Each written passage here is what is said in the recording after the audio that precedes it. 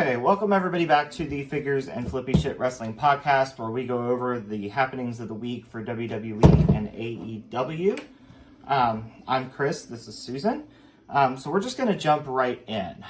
So this week, WWE had a busy week this week. So WWE had the introduction of the new world title, which, let me say, is a gorgeous belt. It's pretty. Very pretty. It's one of the prettiest they have. Yeah. I think, but still, my absolute favorite belt in WWE might be the NXT North American Championship. But I'm a sucker for that mahogany strap. I love it because it stands out. It looks very classy. I've always loved the North American title. I don't remember what they look like unless I see them. It basically looks like big gold with the WWE logo. I remember this one because it was very shiny, but the others I don't remember what they look like until I see them. Yeah. And there were some people that made reference to chasing that title. Somebody that I thought was conspicuous that they didn't mention the new title was Cody Rhodes. But we'll get to that in a minute.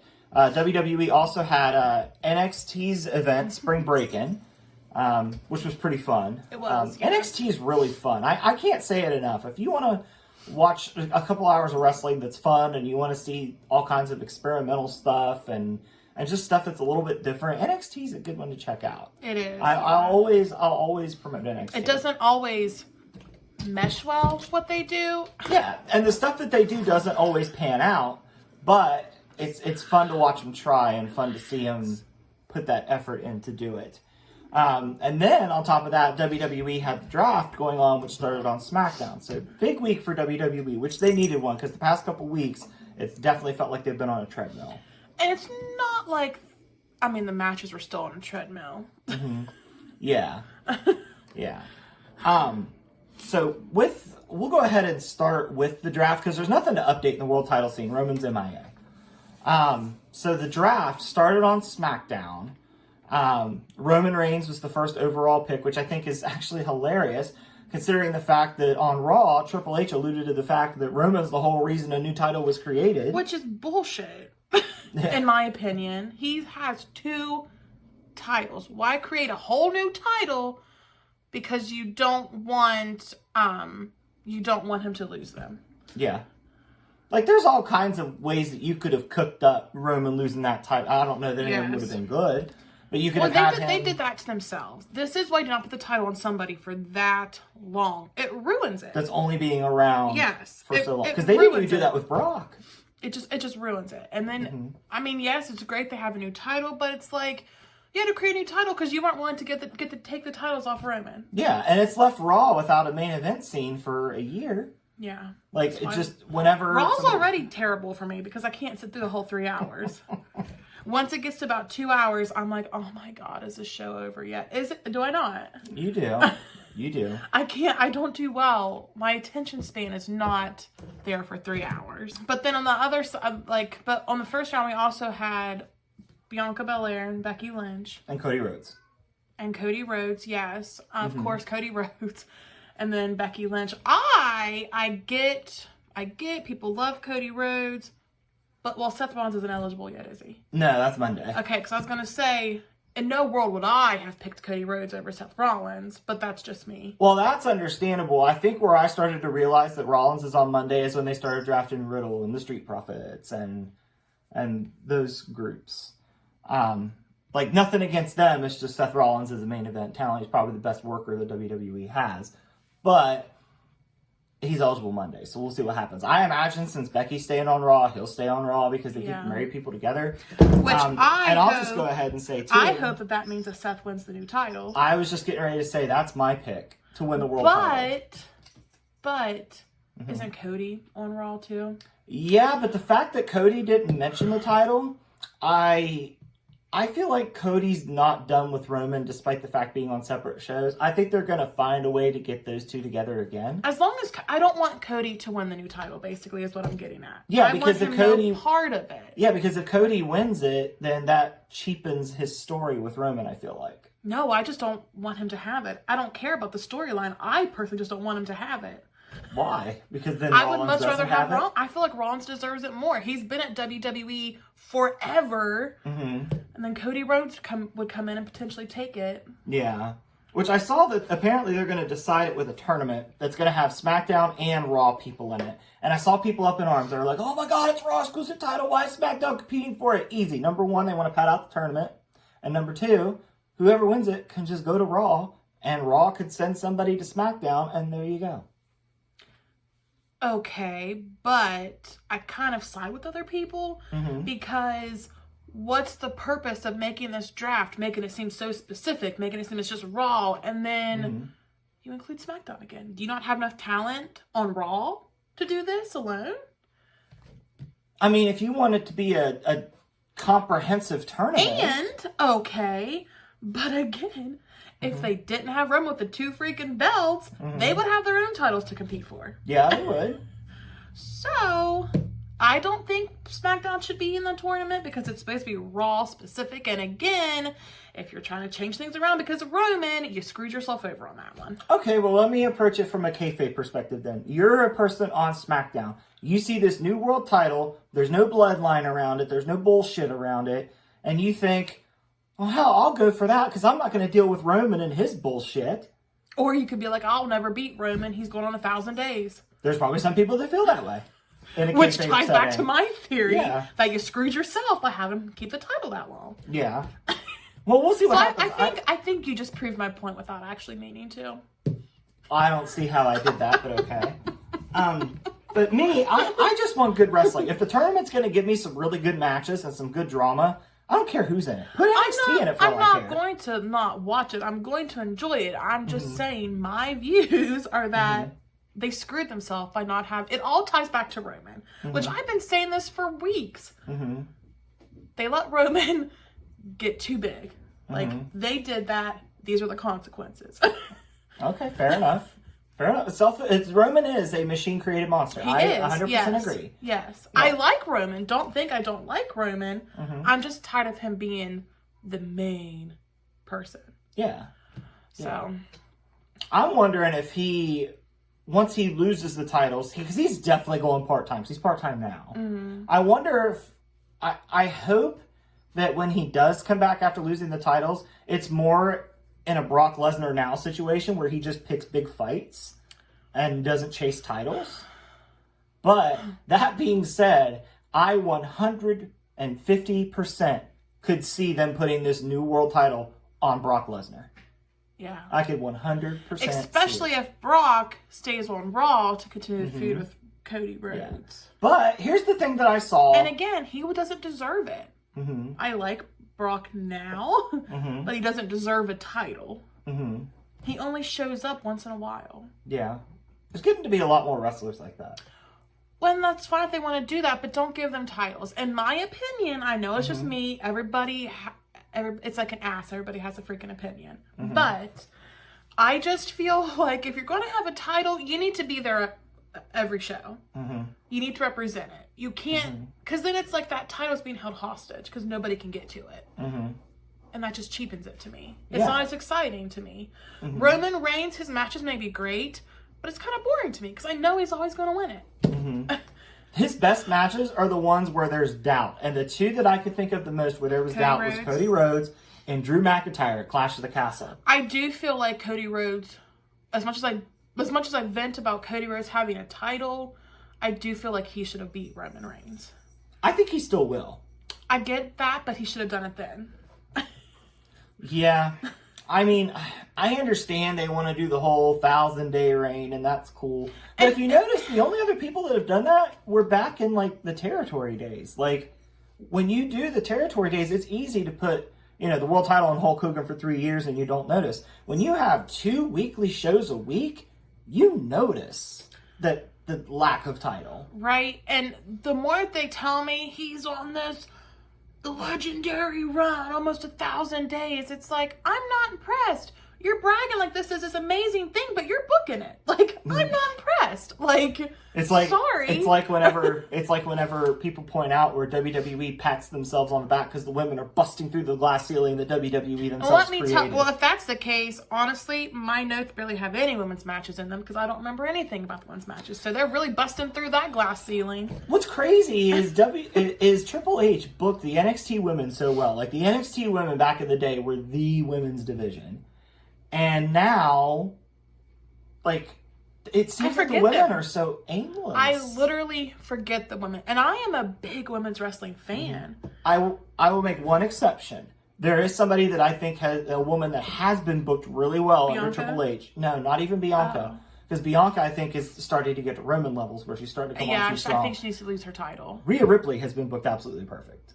Yeah. I really Rhea enjoy... Ripley's just a badass, though. Yeah. She kind of reminds me of, like, the China times, because she's constantly getting into it with men, and I love this. Yeah. I love when the men and women fight, because why can't they? Yeah. Just because one has a P and one has a vg does not mean they That can't was like, fight. was it Raw last week that Rhea had that stare down with Solo? Yeah. And Heyman had Solo move and Rhea just moved with Solo? I was like, this is amazing. Like, I legit felt like Rhea Ripley could have beat his ass. Dude, I love it. I love it. I want Solo Sikoa versus Rhea Ripley in a street fight. Give it to me now. I want it. Yes. I want it.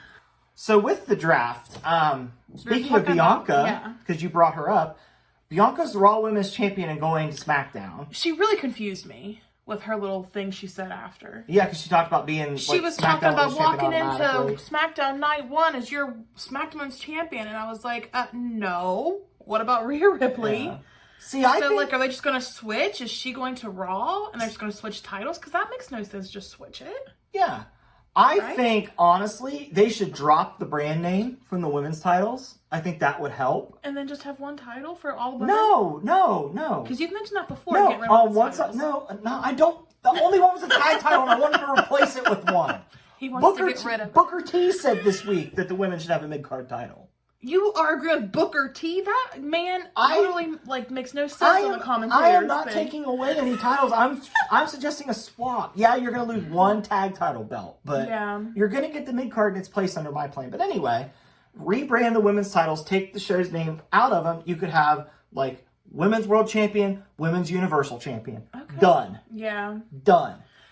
Yeah. Then there's no, what's Bianca do with her title? Because it says SmackDown in the name. And then you don't have a belt swapping segment where, you know, Charlotte Flair goes off script and throws the belt down. Oh, that's what happened last time they did a belt swap. Well, Charlotte Flair was a little diva there, though. Yeah, and I think Rhea Ripley and Bianca Belair would be I think they'd be more adults about it. But it's still dumb. Like, just drop the brand name from the title. You don't have the Raw Men's Champion and the SmackDown Men's Champion.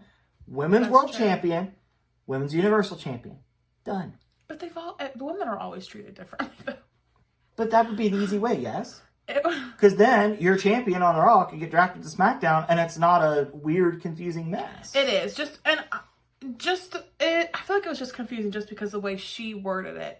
Like, I'm walking into SmackDown Night 1 as your women's SmackDown champion. I know, and you got Michael Cole on commentary going, I wonder what this means for the title. Well, Michael Cole, I don't know.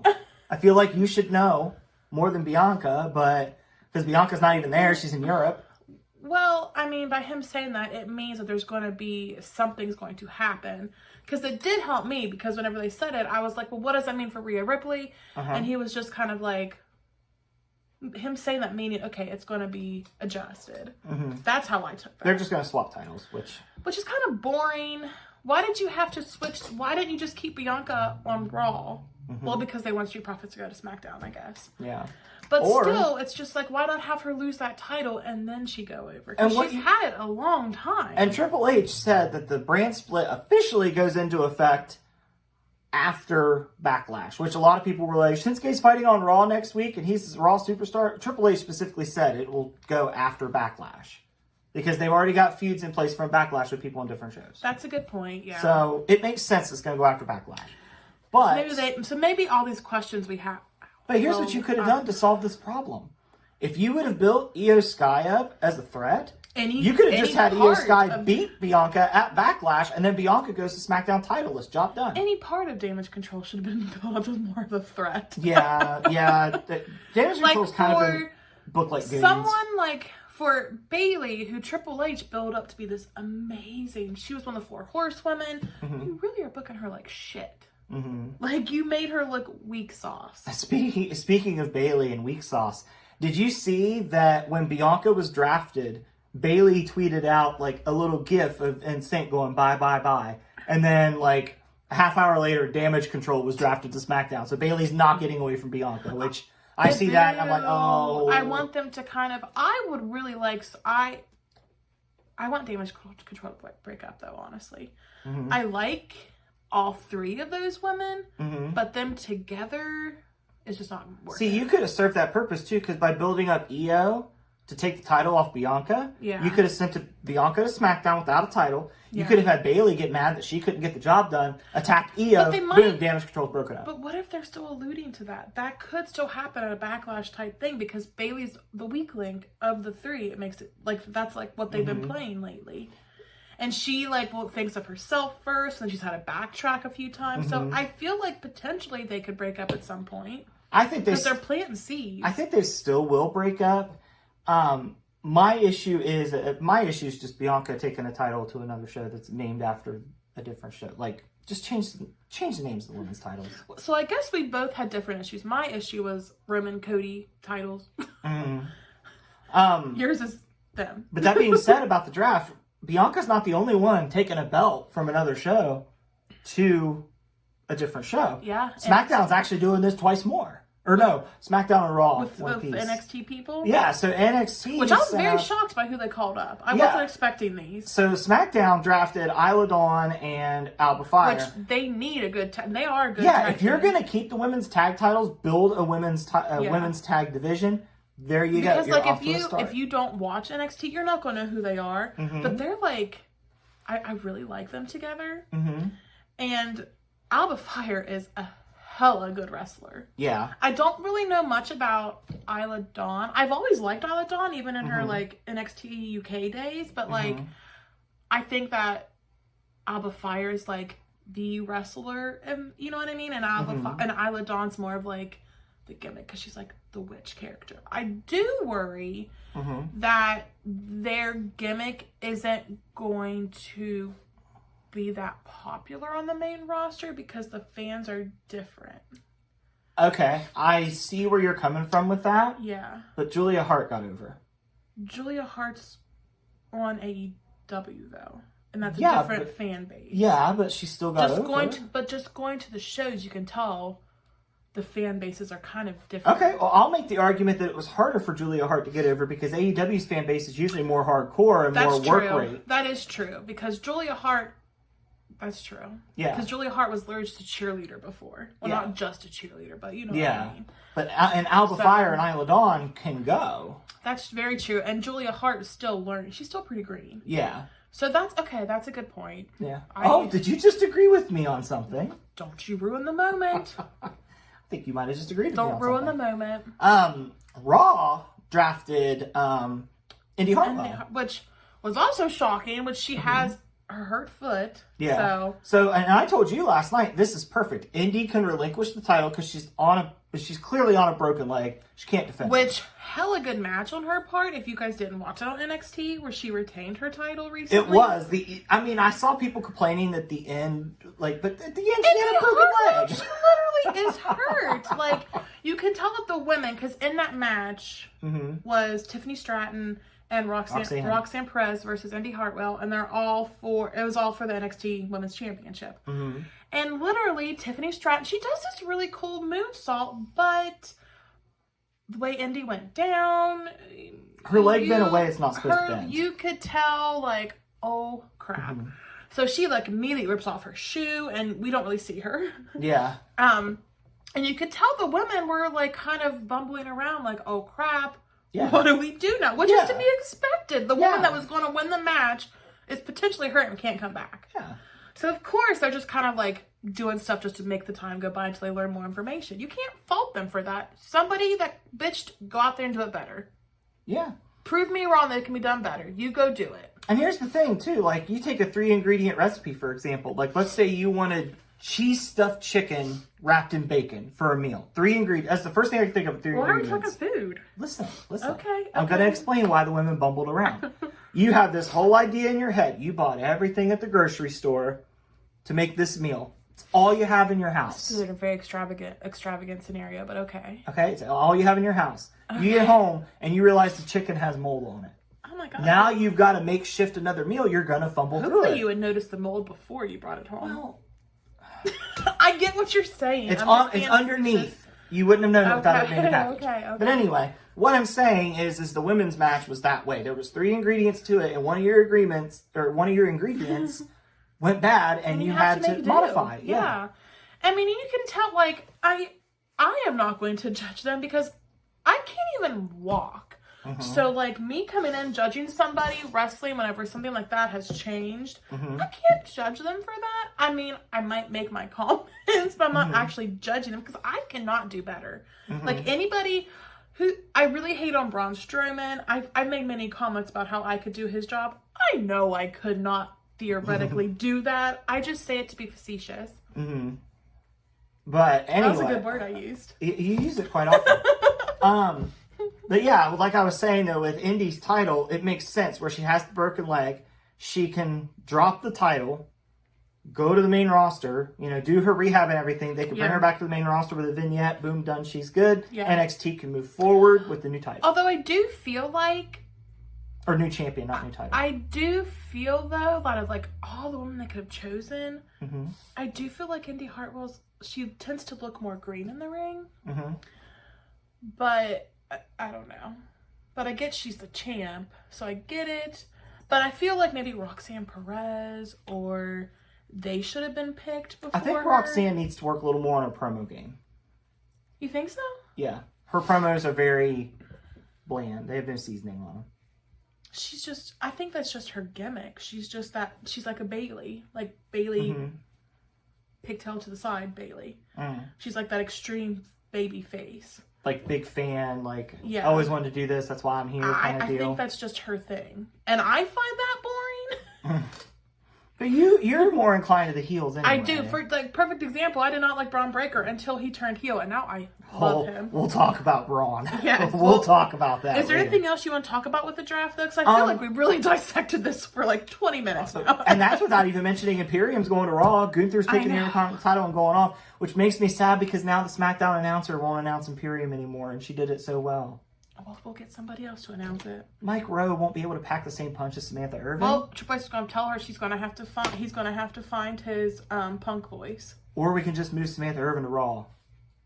Why would you have her go somewhere that Ricochet isn't? Because she should be an honorary member of Imperium just based on the way that she announces his name. Basically, she's just okay. How about she just literally show up to SmackDown just to announce him and then leave? Would that make you happy? Like she becomes Imperium's Paul Heyman? Basically. Oh, I'm down. I was being sarcastic. I'm down. Samantha Irvin as Imperium's Paul Heyman? Yeah, that'll work. I think the last major thing from the draft, I mean, there were other draft picks. You can go online and check those out. But I think the one other thing that came out of the draft was randomly AJ Styles is back. So, and then it's funny, they've been building up the Viking Raiders as this threat for a while, and then the OC just wasted them in a matter of seconds. Right, you didn't really book the OC to be that strong to begin with, so why book them that strong now? But yeah, well, they have a match against the Viking Raiders next week, and I don't know why, but for some reason I expect the Viking Raiders to win it. I don't know.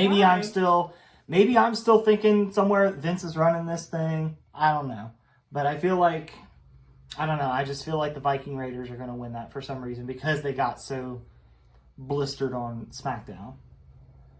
I mean, it wouldn't really surprise me all that much. Yeah. The only other major development really to talk about there's a couple things. We have the Bloodline stuff. Yeah, that's what I was going with that. But before we go into the Bloodline, we'll finish the Bloodline. But before that, we found out Bad Bunny is not hosting Raw anymore because he's going to fight Damian Priest in a street fight. They built this pretty well, so I'm here for that. Yeah, and Bad Bunny can go. He's proven that. Yeah. So I think it'll be fun. I think Backlash does look fun. Like, Backlash looks like a card that really is fun. Doesn't really seem like there's going to be many consequences from it. Especially since we're doing that 6-man with the Usos and Solo against Owens and Riddle. But I feel like after what happened on SmackDown, that match is kind of extra and not needed. So they're literally just spinning their tires right now just to get through stuff. Yeah. But last night, the main event was the rematch between Kevin Owens and Sami Zayn and the Usos. And I know I wasn't alone looking at the online reaction. A lot of people thought that the Usos were going to get the titles back. Well, going into it, there's a whole bunch of backstory this week you kind of glossed over. Okay. So Sami keeps trying to talk to Jay.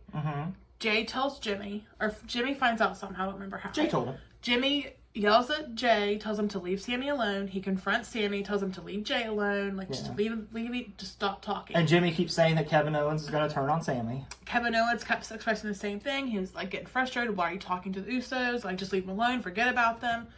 So there was that whole tension the whole time. And the Usos kept dedicating their match win to Roman Reigns. So all that was going on all week. And we were teasing that Heyman has orders from Roman to give Solo to take the Usos out because Solo was kind of giving the Usos sideways looks. So mainly Jay. Yeah. So I think Monday we might get, after Backlash, we might get an Usos execution. Maybe it's not gonna, like, I know a lot of people said last night, like, oh, they didn't pull the trigger with Solo. Well, they have a 6-man next week. It's not going to make sense if Solo kills the Usos and then teams with them in Puerto Rico. Yeah, because Matt Riddle came out. It actually made sense tying into the match, I thought, because Matt Riddle came out and prevented Solo from going to do anything. So why doesn't that match with the and match that builds the intrigue because now you could say, oh, who was Solo out there to get? Yeah. So I think the execution might happen at Backlash. Yeah. I said Monday on Raw, I think it'll happen at Backlash because we got to have that 6-man first or it's not going to make any sense. And they're not going to change that match because that match was the first one built and it's been built the longest as far as Backlash. I will say, I enjoyed the Bloodline storyline, but I'm ready for it to be over now. Well, I mean, Roman and Solo are separate drafting entities than the Usos, so I think I'm hoping it ends it because it's been great. I feel like the storyline's been a lot better than the finish has seemed to be, but I don't know. Yeah. Which is crazy because Vince McMahon ran most of this. Yeah. So. But it's funny. Triple H took over at the point where now it seems like it's going on a little long, which is what Triple H's title reigns were accused of when he was champ, that they would go on too long. A couple other highlights to check out. Cody and Finn had a really good match on Raw. And probably my favorite thing that happened this week, LA Knight got a win. Let's push LA Knight. Over Butch. Yeah, and LA Knight was over like Rover during the whole match. My favorite thing that happened was we got to see Seth Rollins in a fashionable fashion choice. Him and Omos had a pretty good segment. They did. I don't really care about Omos. I'm completely blunt about this. I love that Omos has his own following going on with people that call themselves Homo sapiens. Right? I didn't see that coming. But I saw where I don't know how you can like him. He has no personality. It's just something about, well, he seems like a big geek. I mean, that's great. Backstage. In real life, that's great. He seems like a great person. His wrestling gimmick is boring. I don't know. He did an interview. I didn't watch it yet, but he did an interview where, like, they asked him about how he felt about, like, the Homo sapiens and people that like Omos say they're homosexual. Like, there's all kinds of weird little puns with it right now. So I want to check out that interview because I want to see what he says about that stuff. Maybe I'll like him better if I actually, like, I don't know. He's so boring to me. He's like a Brok Breakker all over again, except even worse. Yeah, I mean... But I have biases. I don't like big wrestlers. It's like a Braun Strowman type thing. Like, I don't give a shit that you can push somebody. I don't care. I don't care that you can fling somebody far. Give me something else to work with. I think Omos could work if he had a more exciting moveset. Probably. And I'm not saying that he's got to bust out Canadian destroyers or anything does an excellent job, like, pumping him up. I do appreciate that. Yeah, he's got his mouthpiece. But then it's just like, do something. Please do something. Don't just step in a ring and stare your opponent down. Please do something, for the love of God. I'm so bored with him. But I feel like Rollins will carry him to a pretty good match. Yeah, that's basically what Rollins said in the promo too. Yeah. Like, I can make anybody look good. Yeah. And I agree. I agree. He's not mistaken there. So that kind of takes care of the main roster WWE stuff. The draft will conclude on Monday, and we'll see how. Well, there's continuing more today. Oh, that's right. Which we'll keep an eye on. I don't remember what it's on though. It's on some Peacock show, the SmackDown Lowdown or something like that. Yeah, it's some Peacock show that they have. I think it's very interesting that they're doing that because they're treating it, and it's funny because the NFL draft was this week. That's why they picked this week for the draft. I'm pretty sure. But they are continuing it like that because that's what the NFL draft does. They, like, the first couple days, like, get a lot of coverage. It's major news. The big stars go. And then the supplemental picks, they have shows for them, but mostly people just check it online because usually after round 3, it doesn't really matter. Wow, I would hate to be a wrestler then after round 3 if I don't matter. No, in the NFL, it doesn't matter is what I mean. Yeah. That's the thing, though, is like wrestling's different because anybody that does go in the late rounds in wrestling, you can easily build a good story. Wait, one person that I was very surprised was picked so early on was The Miz. Yeah. I was very shocked by that. I was like, oh, really? The Miz was one of the top picks? Yeah. I mean, granted, I think he was like the 3rd or 4th round, but still, first night pick? Wow. Yeah. Which, good for Miz. I know he's been around forever. I enjoy The Miz. It's just, I didn't really picture that. And were there no women to draft? Are the women all going to be picked last? Becky Lynch was picked in the first round. Becky Lynch, Bianca, and then the 2 people from NXT. Yeah. They were the only women talked about at all yesterday. Okay, but to be fair, look at the ratio of men on the roster versus women. There's a lot more men. Right, but to be fair, women are treated like shit in wrestling. Okay. What? You cannot. The women matches are always the first to get booted. They're the first to get time taken away. They're the first to get taken on main event spots. They're the first for everything like that. In AEW, they usually get the shit spot. Yeah. Usually. Yeah. So, don't come at me, bro. I'll give you an exception. Becky Lynch. No, well, that NXT. Yeah, but I mean, NXT I feel like is the one show that I feel like has it down with the women. That might be why I like NXT so much. And the nice thing is even though they took Indy and Isla and Alba Fire to the main roster, I still feel like NXT's got enough talent down there that it's not going to leave this big hole. Yeah. The women, yeah. But NXT trucking again. Speaking of which, we'll go ahead and talk about Spring Breakin'. Yeah. So Spring Breakin' started out with like this, it was like a video thing where they like it all at a picnic. It reminded me of like a classic WWE pay-per-view opening. Yeah. Because you had all these people doing activities. There's people you didn't really know either. Yeah. Dabba-Kato was chasing around Big Body Javi over a cheeseburger. Wendy Chu was there. Oh, Wendy Chu's wrestling on Level Up, so she'll be back soon. Yay! I do like Wendy Chu. I am a unashamed member of the Chu crew. I just love her gimmick. All I want to do is sleep too, Wendy. So I get it. Yeah. I just love how like we always joke that Hook looks like he got woken up from a nap to go fight, and that's literally Wendy Chu's gimmick. Yeah. Like, she's literally woken up to go kick ass. Yes. Or get her ass kicked, which usually is 50-50 for her. Yes. The first match we have is a lot of fun. Pretty Deadly and Tony D'Angelo and Stax were in a trunk fight. This was just a lot of fun. It definitely felt like Pretty Deadly's swan song. Especially the fact that it pretty much ended with Pretty Deadly being murdered. Yeah, Pretty Deadly was murdered by Tony D'Angelo and Stax. They put him in a trunk and then they dumped him into the water. Yeah, so I think Pretty Deadly might be dead. I think we watched murder happen. Yeah, I mean they're mobsters, so. But then we also watched another attempted murder. Yeah, NXT's all about the murder. I know people always get taken out of the parking lot and like.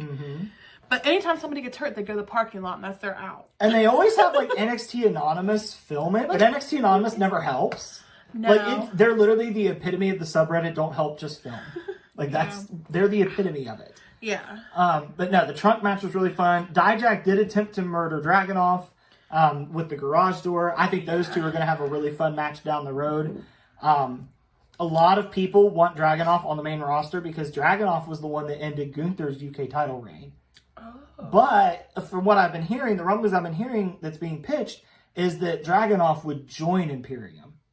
But I don't know that Imperium needs another member. No, they already are perfectly symmetrical with everything. Don't add a fourth person; they won't be symmetrical. I mean, you'd have another country represented though, because Dragunov could represent Russia. But they wouldn't be symmetrical. I don't They're know. perfectly symmetrical with everything they do, and a fourth person would just fuck it up. Do you think they're perfectly symmetrical, or are you just blown away by how well Ludwig Kaiser catches Gunther's coat and flips it around and has it? Maybe that's it. But they just seem so on it. Yeah.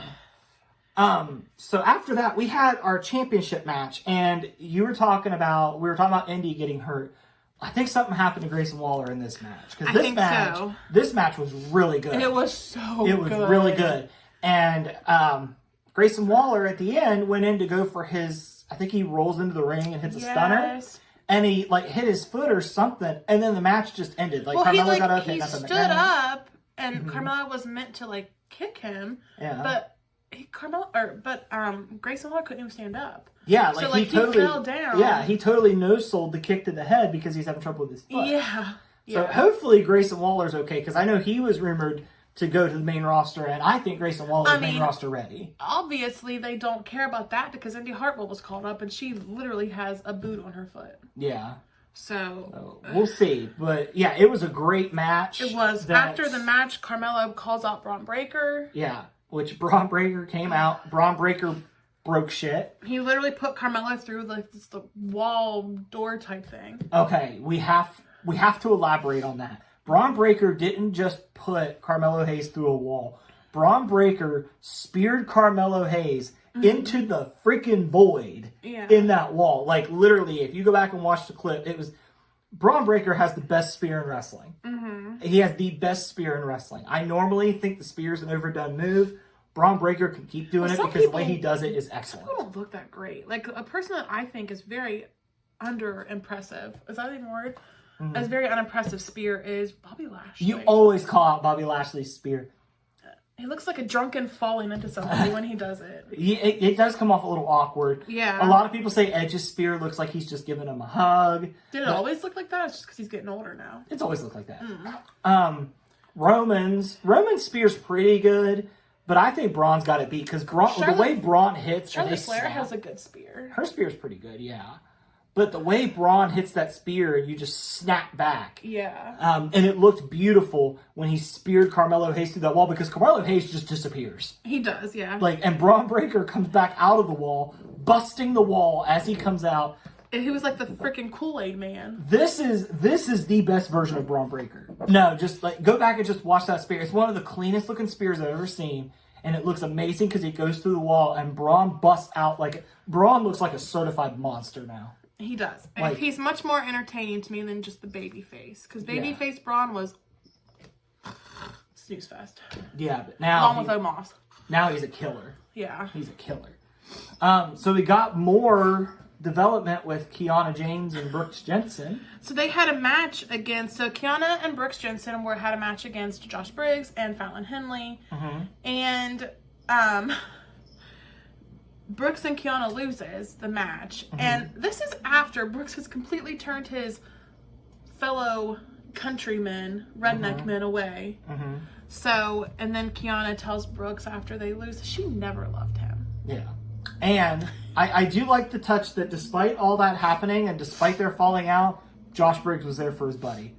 That's nice. Yeah. I like that. Because that's how friendships are. That is a real depiction of a friendship. It is. You two can fight, but if your friend gets wronged, you still want to be there for them. Yeah. That's... I mean, depending on what they did to you, you may not want to be there for them. Maybe that's just the girl pettiness coming out in me, but... Yeah, because this was two dudes that were able to put their differences aside pretty quick. Fallon was not able to. No. And I feel you, girl, because I wouldn't either. I'd be like, why do you deserve my respect? No.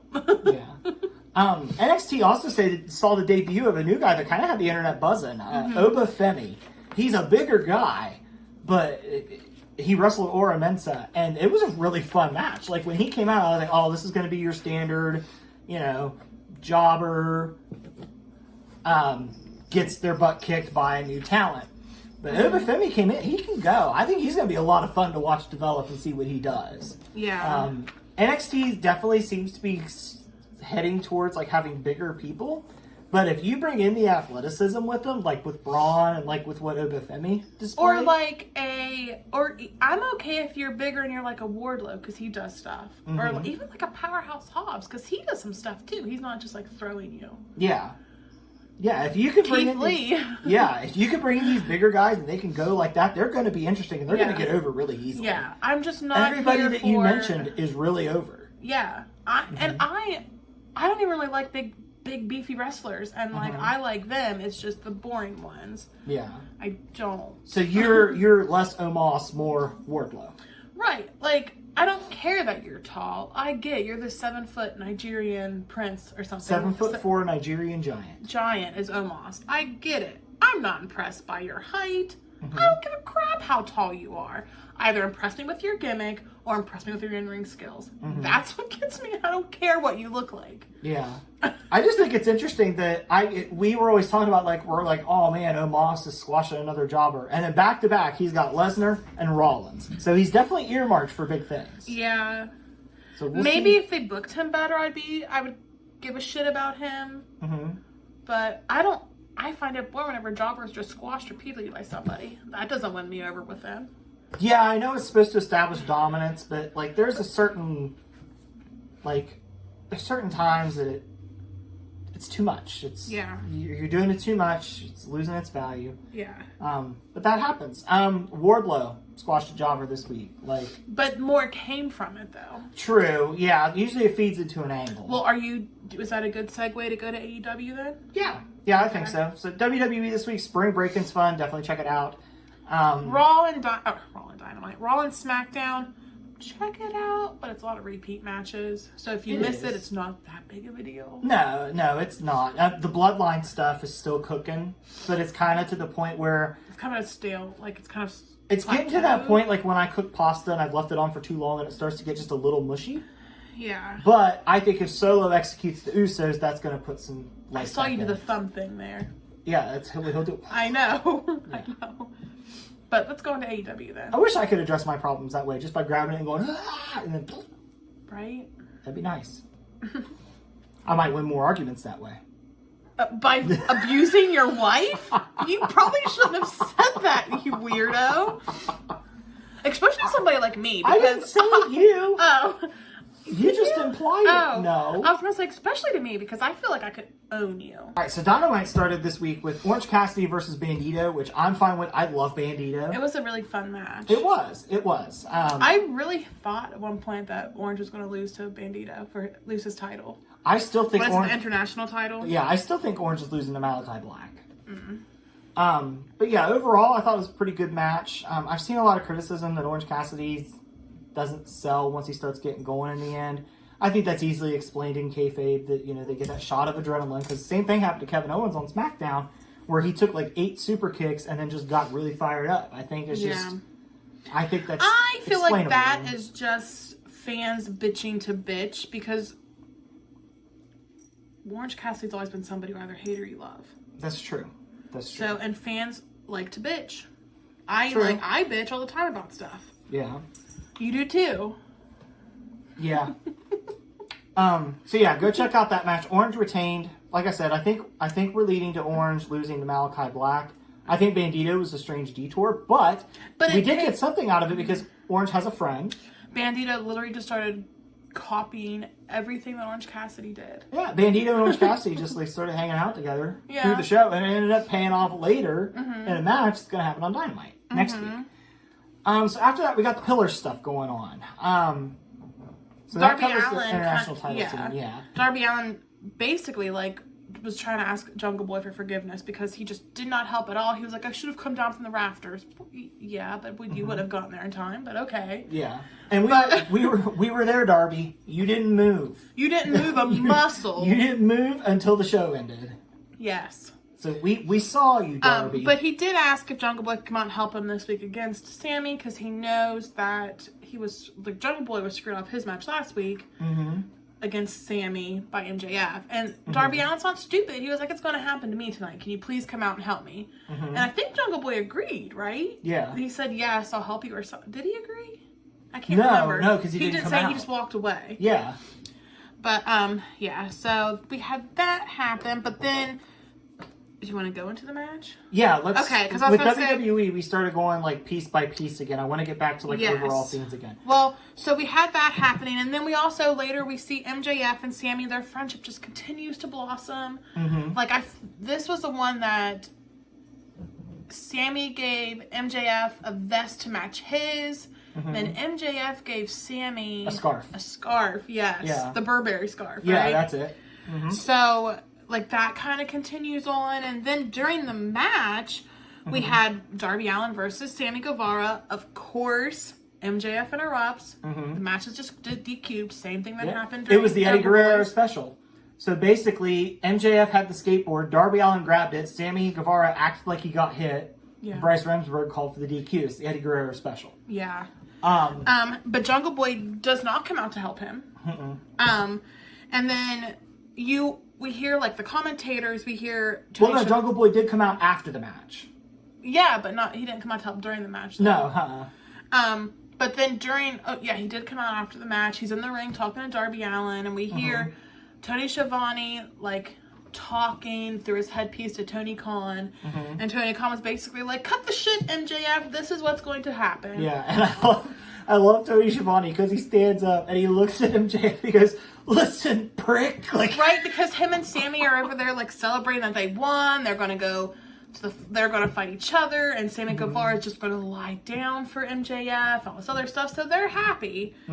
And Tony Schiavone's like, yep, nope, Tony Khan just made the announcement, or had just said that next week on Dynamite, we're going to get Sammy and MJF versus Darby Allin and Jungle Boy, and if Jungle Boy and Darby Allin win, it is going to be a fatal four-way match at Double or Nothing. Yeah, which is interesting because MJF doesn't lose very often. So number one, Sammy's definitely eating that pin. Yeah. And then what happened after that? We even had more development on Rampage. So even before that, on Dynamite, MJF and Sammy were walking to their car, and MJF got in his car and sped off. Yes, just left Sammy there.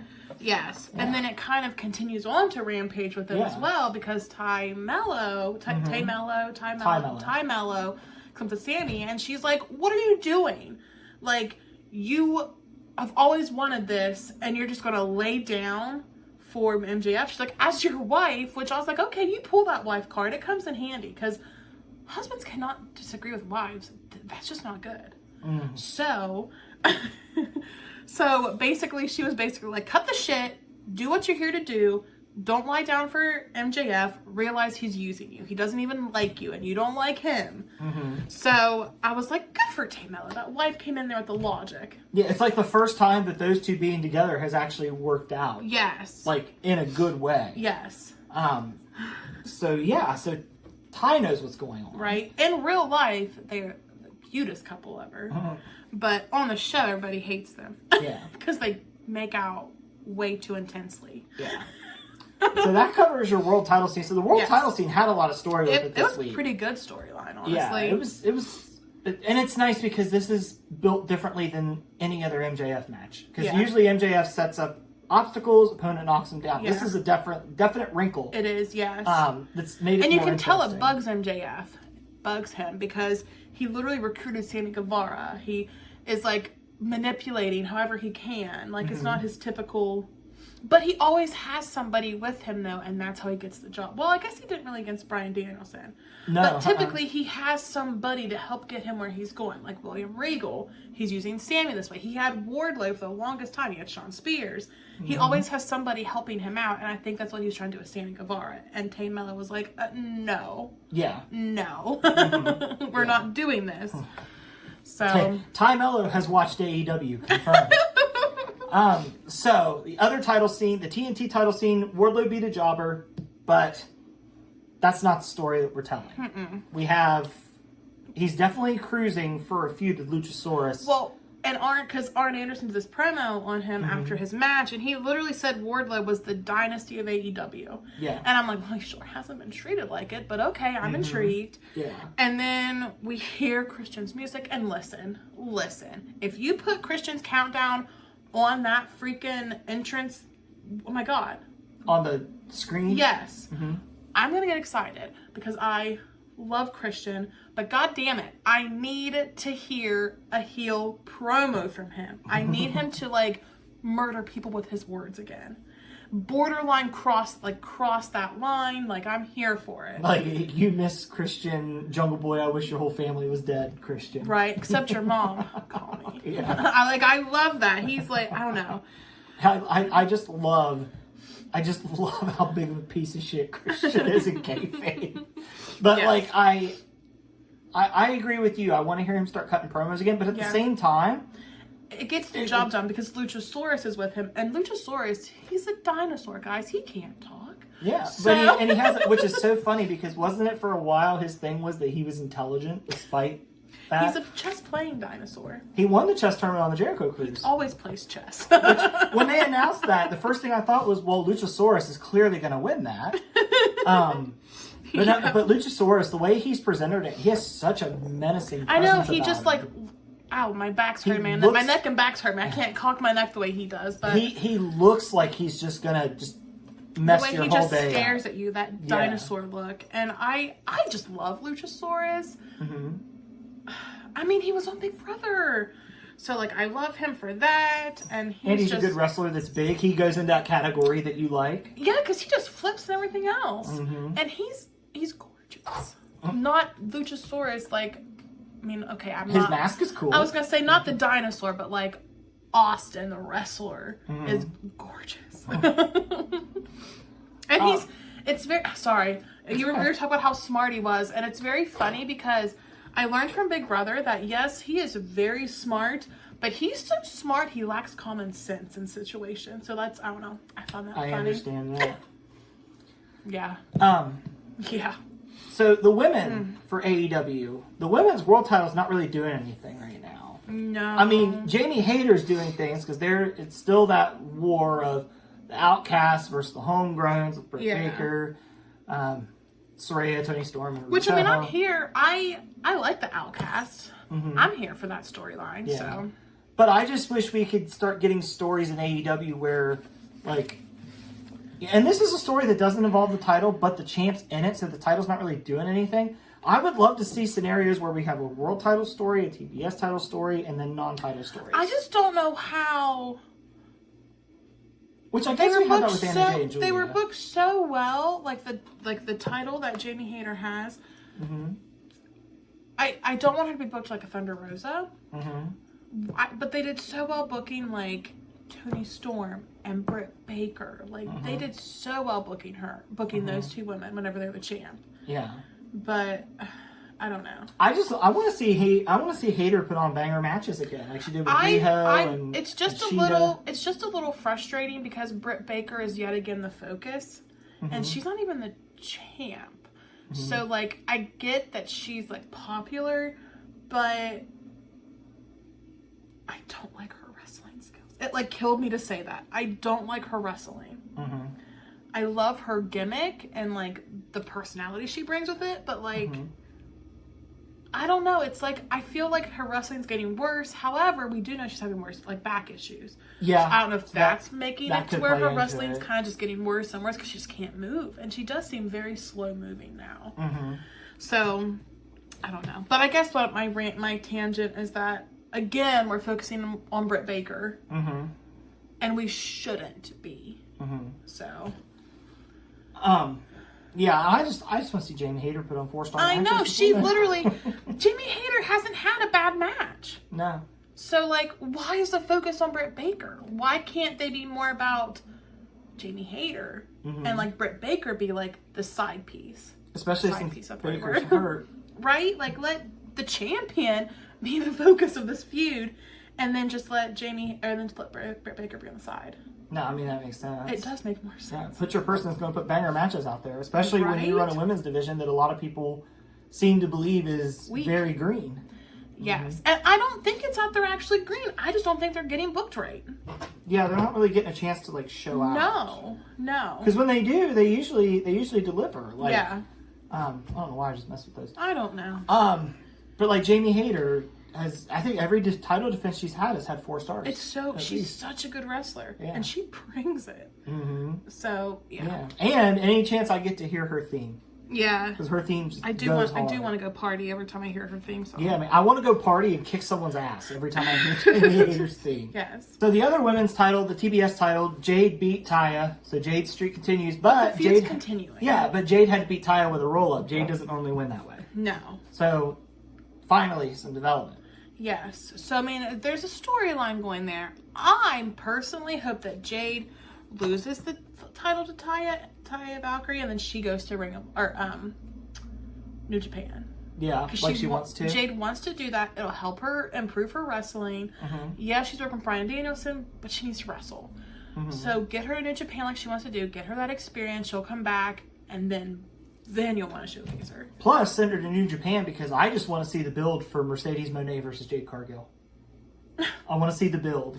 Yeah. I want to see that. But yeah, so The tag titles, Dax lost to Jeff Jarrett on Dynamite. Mm-hmm. Jay Lethal beat Cash Wheeler on Rampage. But it was both times it was due to Sanjay Dutt. It was. And even on Rampage, Mark Briscoe wasn't able to help. No, Mark Briscoe actually kind of thought that Cash Wheeler like shoved him and everything else, not realizing that Jay Lethal, because basically FTR and Jay Lethal and Jeff Jarrett and all of his crew are fighting over who's going to get custody of Mark Briscoe, basically. Yeah. So Mark Briscoe on a pole match. Look at Vince Russo. Gosh. Somebody mentioned that was going to be in the Elite. Never mind. Was it? Never mind. Okay. Yeah. Here's my thing. Jeff Jarrett and Jay Lethal have been the challengers for the tag titles for what feels like forever. Yes. Because they chased the Acclaim, and then they were in the four-way with the Guns, and now they're chasing FTR. Tony, if you want them to be the tag champs, just put it on them and get it over with. Because look at all these other teams that aren't getting shots because Jeff Jarrett and Jay Lethal are still and I hate to break it to you, Tony Khan, I don't give a shit about Jeff Jarrett. I could... You didn't even care to say his name, right? I didn't even care to correct his name. So, yes. Like literally, why are we not doing FTR versus Lucha Brothers? Why are we not doing FTR versus Young Bucks? Why are we not... Well, I know why we're not doing Young Bucks. They have their own storyline, yeah. But still, why best not friends. best friends? Everybody's clamoring for best friends to get a push. Right? And so they lose every freaking match. Yeah. There's other teams out there other than Jeff Jarrett and Jay Lethal. And ones that people care about more. Oh, I take that back. I really like Jay Lethal. Mm-hmm. I care about Jay Lethal. Mm-hmm. Double J? Nah. I think he's great backstage. I think that he does a good... Hopefully he'll do a better job at finding locations. He's not even a bad wrestler. He can still go. It's just he's in my face too much. I don't want to see him that much. Yeah, it's a lot. I think I would appreciate his heel tactics more if I didn't see him all the damn time doing the same damn thing. Yeah. At least he doesn't have his guitar to smash over people. Well, Mark Briscoe was there. But Mark Briscoe was there, so they didn't do as many heel tactics. Okay. I feel like this is going to end with Mark Briscoe taking that guitar. Taking that shot to the head with it. Really? I feel like it's going to end with Mark Briscoe going heel. I don't think Mark Briscoe is going to be heel. They've been heels before him. The Briscoes were heels before. Jay was alive then. I feel like it's going to be really hard to turn people on Mark Briscoe right now. But I feel like Mark Briscoe could do it. He probably could. Because I think people respect Mark Briscoe. Yeah. But it'll be interesting, that's for yes. sure. So Blackpool Combat Club and Elite. Let's talk about it because there was a casualty this week from the Blackpool Combat Club thanks to Jon Moxley. It was his Dynamite debut. Mm-hmm. My beloved RJ City made his Dynamite debut. He was very excited to do this interview. Mm-hmm. And then Blackpool Combat Club just comes and beats him up. Yeah. Poor RJ. And actually, the beating was so bad that AEW announced that there won't be a AEW tomorrow morning. What horseshit. I love them. I literally love them so much. I love the AEW stuff. Yeah. I literally cackle. I just see RJ City and I start giggling to myself. I just think he's the funniest person ever. I kind of feel like I look like his twin today with my hair. Okay. Doesn't he always have his hair up in half up, half down? I think. And he always does the pose. Yeah. The pose. I can't do it all the way. My back's messed up, but he looks bad. Maybe that's why RJ can't do AEW. He can't do the pose because Mox screwed him up too bad. Maybe. But anyway, that kind of led into the main event of Dynamite, which was Kenny and Takeshita against Butcher and Blade. Which I don't know how Butcher and Blade got roped into this, but I really like Butcher and the Blade. I do too. And I miss the bunny. I hope she's doing all right. So basically, the match happened. Kenny and Takeshita won. It was a good match. Mm-hmm. Blackpool Combat Club comes out. They're trying to recruit Takeshita from the Elite. Yeah. So they really want Takeshita to be with them. Because, well, remember, Bryan Danielson comes out and he's like talking smack, and then they have the screwdriver. You kind of forgot this part. And the Young Bucks come out. The Elite was going to take out Moxley with the screwdriver. Takeshita literally stops them. You missed that part. Well, we talked about that last week. This happened this week. Oh, that's right. Yeah, because they had Takeshita. Okay, Yes. I got confused. Yeah. Yeah, and then because of that, the Elite got attacked, and Takeshita's just standing there like, what? And I'm like, Takeshita, punch someone. Like. So then Blackpool Combat Club gangs up on him though because he won't join them, so they just took him out. Yeah, they took the screwdriver to him, and he's bleeding everywhere to end Dynamite. And yeah, you went to the main event, but you forgot something. Well, no, I went to the main event because it was part of the Elite Blackpool Combat Club. We'll come back. We can come back now, actually, because I think we hit everything that we need to do. We did have announced that at Double or Nothing, we're going to get a Moxley and Omega. When is Dynamite. It? Dynamite? This week. Oh. Yeah. Well, Moxley and Omega are going to be having a cage match, I guess, next week. I can't wait. I can't wait. I think this is going to be the first time they wrestled since the barbed wire exploding death match. Hopefully it goes better than that. Yeah, hopefully there's no sparkles. Because that thing literally still haunts them to this day. Yeah.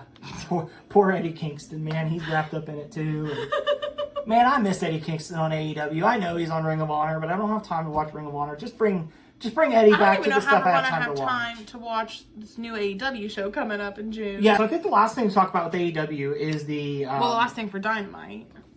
Yeah, was the Jericho Adam Cole story. So they literally were beating him down. Jericho Appreciation Society was beating down Adam Cole. Orange Cassidy and Bandito come out to try to help. Because Bandito is literally copying Orange Cassidy now and following him like a little lovesick puppy. I just want to know how that conversation went backstage. Like, they walk by a monitor and they see Adam Cole getting beat down. And Orange just looks at Bandito and he's like, that's not cool. Maybe we should do something. Like, but then they go out there and help. They come out. Still wasn't good enough, though. So then we had a surprise, which I was very shocked this It was a genuine surprise. Roddy Strong. Yeah. Premiered, and he came and helped them out. And that's a big deal. No one saw that coming. It was, and then there was like an undisputed chant going on because they were in. I really hope that Kyle O'Reilly comes back now. The other dude can kind of stay going. Bobby Fish? Bobby Fish can stay going. I mean, where's the lie? That's his big meme right now. Oh, is it? Yeah. But yeah, he can kind of stay off on his own little world, do his weird things that he's been doing, and just let Kyle O'Reilly come back and do it. Yeah, because Kyle O'Reilly, Roddy Strong, and Adam Cole, there's another entrant for the Trios division. Oh, yes! And they are hella good chemistry together. Or, O'Reilly and Roderick Strong could be in the tag division and challenge FTR. Because they kicked ass as a tag team in NXT. They did, yeah. Wasn't Kyle O'Reilly more with Bobby Fish? Bobby Fish, though? But for a while, Bobby Fish was hurt. So Roddy and Kyle O'Reilly teamed up. They won the title. Yeah, I actually prefer Roddy and Kyle O'Reilly to Kyle O'Reilly and Bobby Fish. And Kyle O'Reilly, he's just such a shit heel. Like, I remember... Not that he's bad at it. He's like a shithead. No. We were at an NXT Live event, and all I wanted... It was Undisputed Era, so it was like Bobby Fish, Kyle O'Reilly, and Adam Cole. Was Roddy with... Yeah, Roddy was with him, too. And then... Because we always got baller NXT Live show tickets. Like, we would be in the front row, it was great. I hope they come back, because I would definitely go to an NXT Live show if it came back up this way. Yes, but literally, do you remember that one time I was begging Kyle O'Reilly just give me a high five? And I didn't get jack shit. I think I got a laugh out of it from him. Yeah, I think so. He's probably like, this dumb bitch doesn't realize I'm a bad guy. I also got so much enjoyment back in the NXT Live days whenever Shayna Baszler would come out, because I hated Shayna Baszler whenever she was in NXT. Hated her. And I just got so much enjoyment, like, booing her like thumbs downing her right to her face. It was glorious. Mm-hmm. And she probably liked it because that's the reaction she was looking for. She did, yeah. Yes. Yeah. It was great. So that took care of Dynamite. So we definitely, Adam Cole has some people in his corner now. Dynamite was very good this week. Yeah. I think NXT was my favorite show, but it was a special. It was Spring Breakin'. Yeah. So. And NXT usually brings it for the specials. Yeah, they do. Rampage on the other side. Rampage, there was one really fun thing built in a really weird way. And then there was one thing that kind of continued. Well, basically, Jay White and Rock Hard Juice Robinson fought Shawn Spears and Ricky Starks. Thank you. I'm so glad you wrote it down. And it was a good match. Shawn White. Mm-hmm. Jay White and Shawn Spears, they have really good chemistry together. They do. They do. Yes. I'm just glad to see Shawn Spears back. I love that he's bringing back the Perfect 10, but I won't lie, I loved the chairman thing. Especially when like his entrance was literally him sitting on the stage in a chair in the dark. I thought that was really fun. But he gets much more reaction as the 10 guy. He does. And Ricky Starks needs a buddy. Yeah. Especially since Hobbs turned his back on him, a year ago at this point? It has not been that long. I think it's been damn near a year. No, it's since Hobbs turned on Ricky Starks. No, I think it was it all, I think they had I'm thinking it's been a year. No. I'm thinking it might be. We'll have to check on that. That sucks. Stop it, passes your time. Stop it. Unless you're getting us closer to the Jericho Cruise, then you can continue. Yeah. But we're already in May. Yeah. We'll be in May in 2 days. Oh shit, that's right. We're not in May yet. No, but we're getting close. Yeah. So Jay White and Juice Robinson won that match. We're getting Ricky Starks and Juice Robinson on Dynamite because I think we're going to get Jay White and Ricky Starks at Double or Nothing. Which I think that'd be a fun match. They're both really good wrestlers. Yeah, that'll be fun. I don't know who should win that match. I think Jay White. You think Jay White should win? I think so. But I think it's just because I like Jay White more. Logistically, storytelling, though, I think would make more sense if Ricky Starks won. Mm-hmm. But at the same time, you can't have Jay White lose. You literally just brought him in. He's new to the company. He's like a big deal that you got. You can't have him lose. Ricky Starks, I don't think, is really in a position to lose either. But I think the main thing is that Tony Khan knows that's going to be a hella good match. Yeah, it should be. And I don't think it really matters who loses this match because the fact that it's going to be so good is going to help not really make a difference who won. Yeah.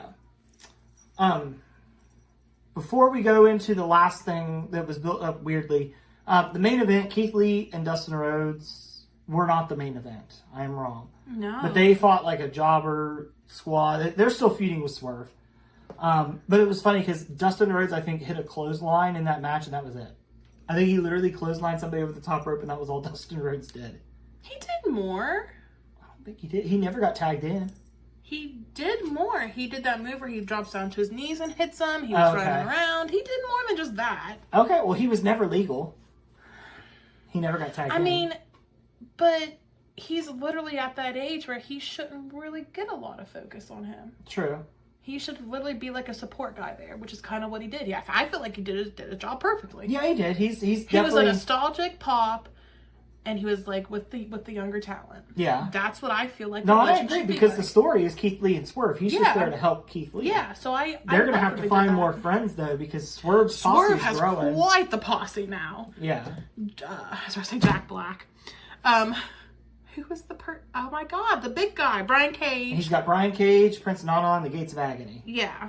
And plus, I don't know if they're bringing back Parker Boudreaux and Trench or not. I know they're both hurt. But I don't know that you really need to bring them back. I think the Embassy fills that hole just fine. I mean, they could do other things. They just don't have to come back with Swerve. Yeah. So, that's right. The main event was Cash and Jeff Jarrett. I was like, why couldn't I remember the main event? Yeah. So, AEW is giving us a deletion match at the Hardy compound. Ethan Page is involved. This is fantastic news. Now, the segment that was done to build up to it, the acting was very wonky, and it was weird. Yeah, but there were some funny parts to it. There was, and I don't understand how Matt Hardy and Ethan Page can communicate through TV, but that's just wrestling. It's my gosh, yes, I didn't think about that. But no, I'm excited for this because I'm excited to see Ethan Page in this kind of environment. We never got to see the Hardy compound whenever it was, Yes, we did. Matt Hardy and Bray Wyatt had a match there in WWE. Oh, yeah. Yeah. Because it ended up being really fun. That's where the mower of lawns came from. Oh, yeah. I forgot about that. Okay. Yeah. Yeah. And so I'm just interested. I want to see Ethan Page in this environment. My only downside is I know how much he loves it and he's hurt. I'm so sad that Danhausen's not going to be a part of it. I know, because Matt Hardy has told him before that he wants him in. He wants him in the Hardyverse. Yeah. Yes. So. Yeah. I mean, maybe. I mean, it's usually it's a cinematic match.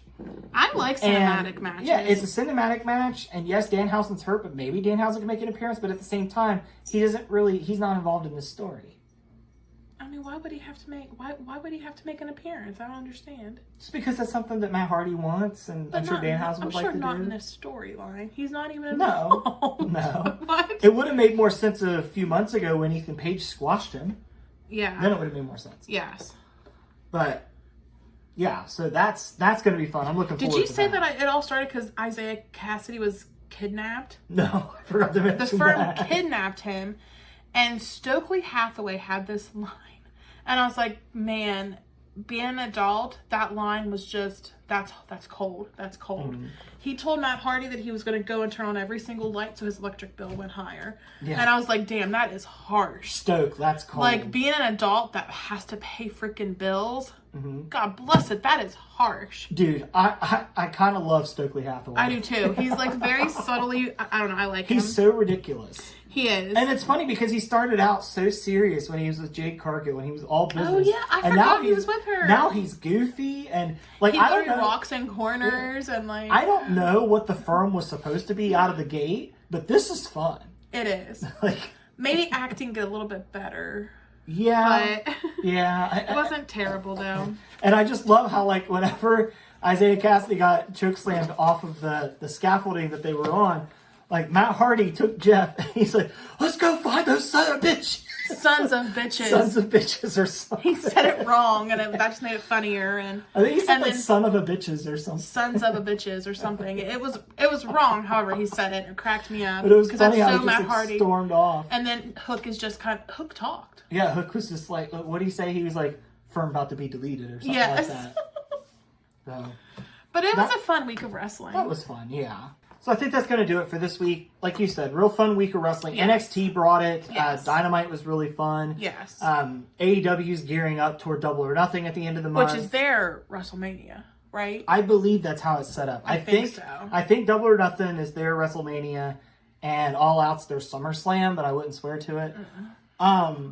But yeah, so a lot of fun irons in the fire. We don't have anything official announced yet for Double or Nothing. Yeah.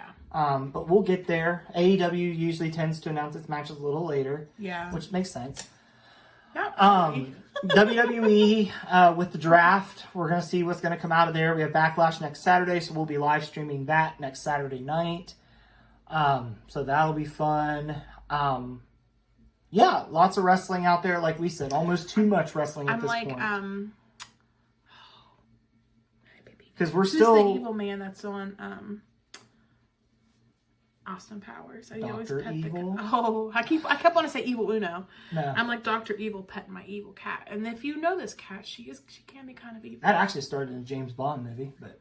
Well, I don't watch James Bond. I watch Austin Powers. Okay. Well, anyway, like you alluded to, there's almost too much wrestling to check out because, yeah, we cover what we cover, but we don't even touch Ring of Honor, New Japan, Stardom, Impact. We don't get time to touch any of it, but go out and watch all of it.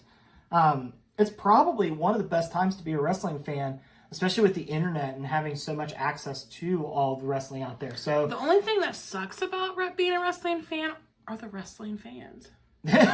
What? I'm serious. I mean, you bring up a good point. People are so rude.